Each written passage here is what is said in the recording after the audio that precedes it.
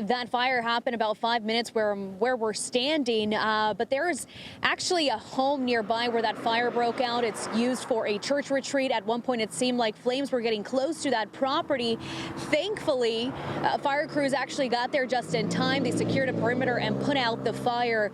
Now, CalFire is telling me their biggest concern is the low humidity. We're surrounded by so much dry brush and that mulch. Plus, you add in those winds that you're seeing right now. All of that adds fuel to a potential wildfire. Conditions have picked up since crews arrived on scene. When they arrived on scene, the winds were a lot lower than they currently are, which were favorable conditions, allowing the firefighters and the crews to make an aggressive fire attack and ultimately stop the forward rate of spread on the fire. No Fire Captain Robert Johnson with CalFire says the nearly 4-acre fire broke out around 6 this morning just north of the community of Ramona.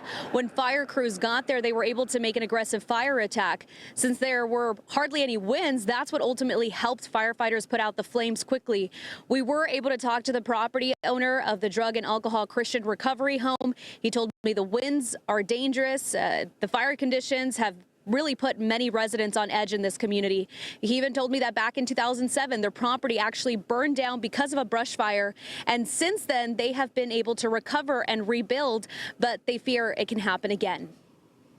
We are panicking because it brings, memories of when this place burned down to the ground, and it took a lot to rebuild. So we just want to make sure it doesn't happen.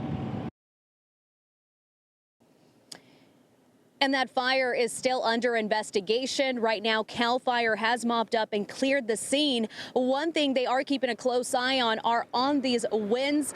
We have been feeling some wind gusts, definitely wind speed in this area here in Ramona. So again, they're keeping a close eye, monitoring those high winds that can really pose potential fire risk here in this area. But to